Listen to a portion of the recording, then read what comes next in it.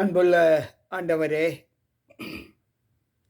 மீண்டும் தேவ சமூகத்தில் வந்திருக்கிற எங்கள் ஒவ்வொருவரையும் உம்முடைய திருக்கரம் ஆசீர்வதித்து, இந்த ஓய்வு நாளின் காலை பொழுதை காண்பதற்கு என் தேவன் எங்களை கிருபையாய் கண்விழிக்கச் செய்தீர். அதற்காக உம்மை ஸ்தோத்தரிக்கிறோம்.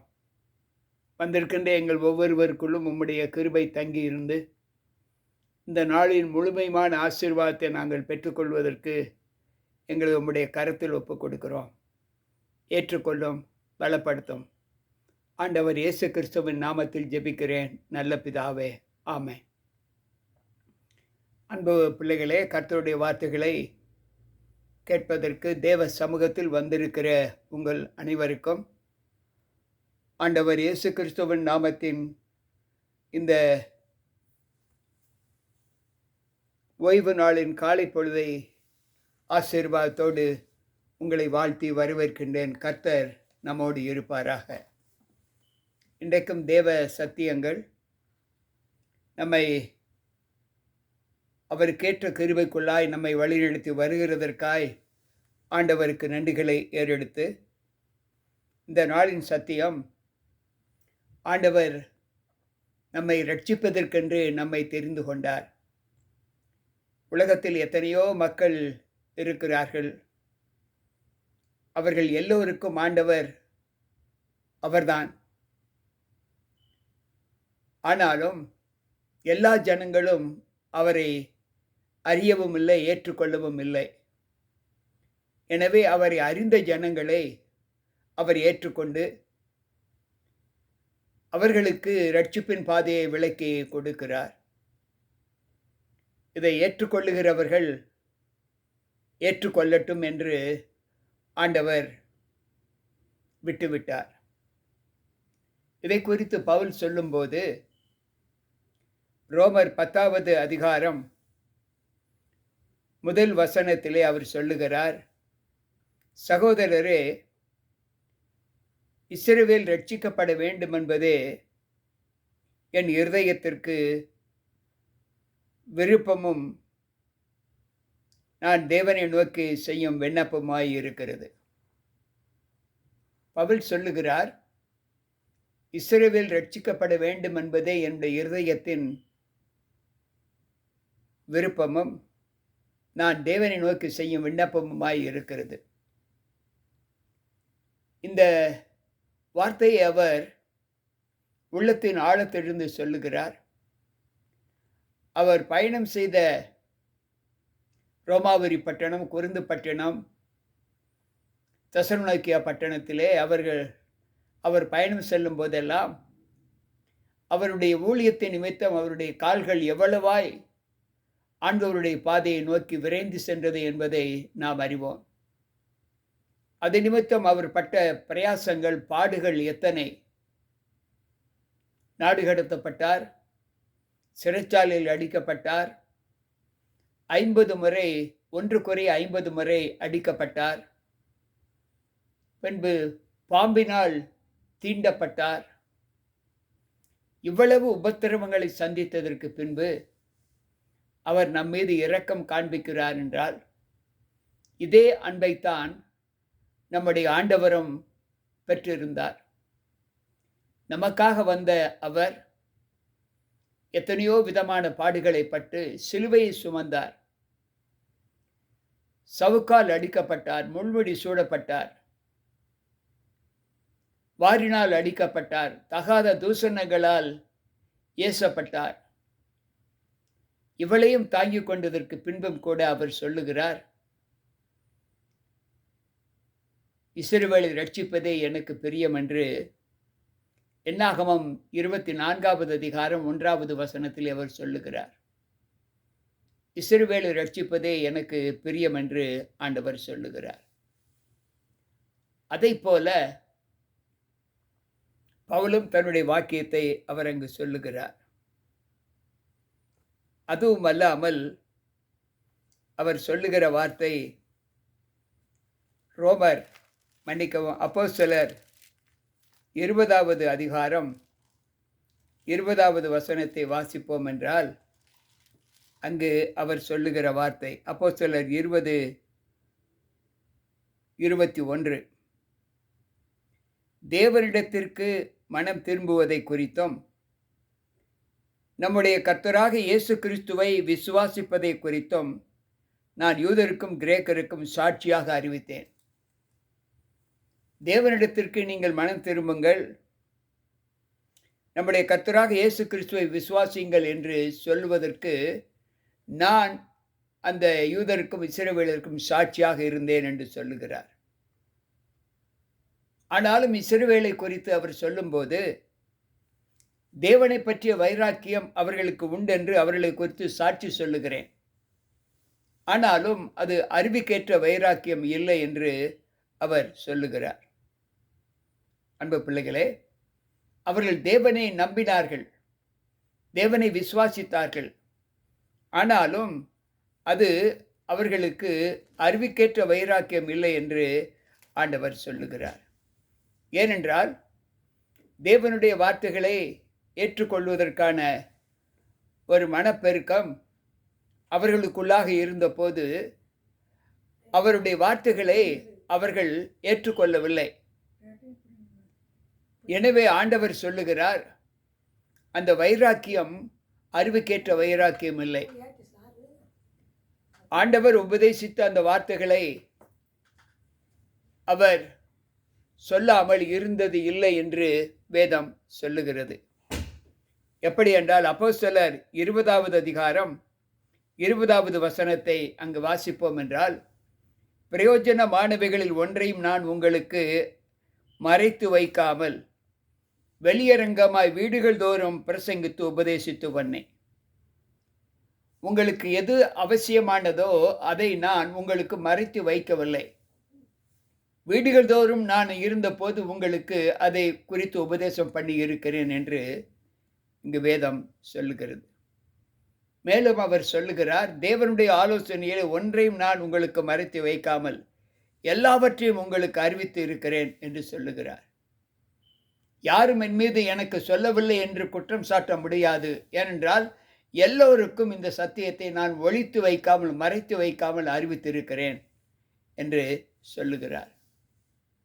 இவ்வளவு சத்தியத்தை கேட்டதற்கு பின்பும் கூட நீங்கள் தேவ சமூகத்தில் உங்களை மனம் திருந்தி வாழ்வதற்கு நீங்கள் ஏன் இன்னும் ஒப்புக் கொடுக்கவில்லை என்று சொல்லுகிறார். எனக்கு பிரியமான தேவ பிள்ளைகளே, சற்று நாம் இந்த வார்த்தைகளின் நிமித்தம் சற்று யோசித்து பார்க்க வேண்டும். இவ்வளவு ஆலோசனை சொன்னதற்கு பின்பும் கூட தேவ சமூகத்தில் திருந்தாத அந்த பிள்ளைகளுடைய ஜீவிதம் எப்படிப்பட்டதாய் காணப்பட்டது என்பதை யோசித்து பார்த்தால், அவர்கள் தேவனை விட்டு சோரம் போன காலங்கள் தான் மிகவும் அதிகமாக இருந்தது.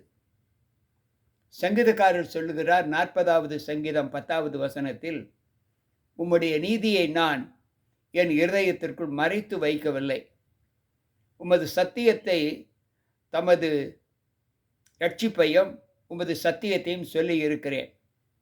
உமது கிருபையையும் உமது உண்மையையும் மகா சபைக்கு அறிவியாதபடிக்கு நான் ஒளித்து வைக்கவில்லை என்று சொல்லுகிறார்.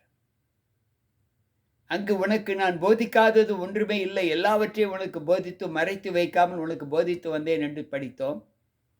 இங்கு உம்முடைய நீதி நியாயங்களை குறித்து நான் உனக்கு போதிக்காமல் இருந்தது இல்லை, மறைத்து வைக்கவில்லை. உமது சத்தியத்தையும் உமது இரட்சிப்பையும் சொல்லி இருக்கிறேன்.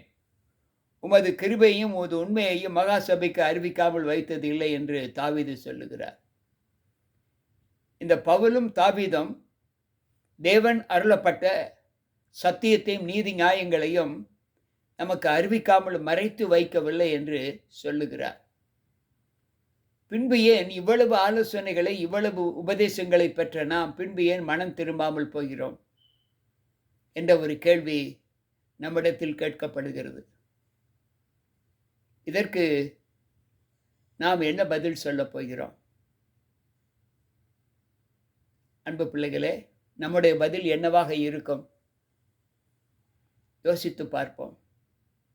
ஒன்றும் மறைக்கப்படவில்லை, நமக்கு தெரியாத சத்தியம் ஒன்றுமில்லை, அறிவிக்கப்படாத ஒன்றும் இல்லை.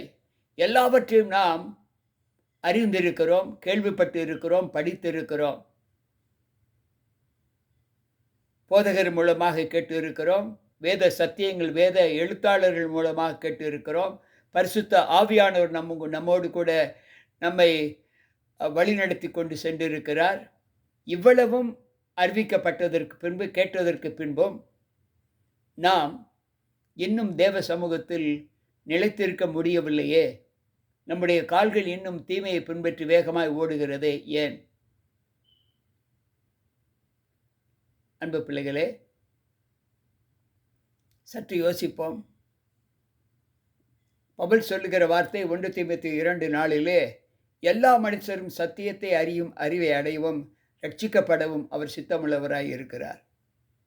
எல்லா மனுஷரும், அதில் கிறிஸ்தவர்கள் மாத்திரமல்ல, இந்த பூமியில் உள்ள அத்தனை கோத்திரத்தார்களும் சத்தியத்தை அறியவும் அவரை பற்றி அறிந்து கொள்ளவும் அவர் சித்தமுள்ளவராய் இருக்கிறார். அது நிமித்தம் நாம் ரட்சிப்பின் பாதையிலே செல்ல வேண்டும் என்று அவர் விரும்புகிறார். ஆனால் மனுமக்களாகி நம்முடைய விருப்பம் என்ன? அன்பு பிள்ளைகளே, இந்த கேள்விக்கு பதில் என்ன சொல்லப் போகிறோம்? இன்று இரவு அல்லது காலை எழுந்த மாத்திரத்தில் இந்த வார்த்தைகளை கேட்கிற நீங்கள், ஆண்டவரே, இந்த கேள்விக்கு பதில் நாங்கள் எப்படி சொல்லப் போகிறோம் என்பதை நீங்கள் விசனப்படாமல், சங்கோஜம் கொள்ளாமல், உங்கள் மனபாரத்தை தேவ சமூகத்தில் கண்டிப்பாய் நீங்கள் உங்கள் ஜெபங்களிலே கண்டிப்பாய் சொல்ல வேண்டும் என்று நான் விரும்புகிறேன். ஏனென்றால் இவ்வளவு சத்தியங்கள் கேட்டதற்கு பின்பும் நாம் மனமாற வேண்டும் என்று நம் தேவன் விரும்புகிறார் என்றால், இன்னும் அவர் நம்மை நேசிக்கிறார். அதை அவர் வெளிப்படையாக சொல்லுகிறார். எனவே எனக்கு அன்பான தேவ பிள்ளைகளை, இந்த வார்த்தைகளை கேட்கிற நீங்கள் ஒவ்வொருவரும் குடும்பமாக, தனித்தனியாக அல்லது கூட்டத்திலே நீங்கள் உங்கள் மனபாரத்தை ஆண்டவருக்கு முன்பாக செலுத்தி, அது நன்மையை பின்பற்றும் அளவிற்கு நீங்கள் மனமாற வேண்டும் என்று நான் விரும்புகிறேன்.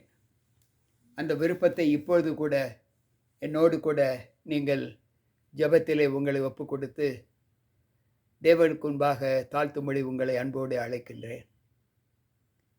அன்புள்ள ஆண்டவரே, இன்றைக்கும் நீர் எங்களுக்கு தெளிவான சத்தியத்தையும் யாரும் காட்ட முடியாத அன்பையும் எங்களுக்கு காட்டி வருகிறீர்.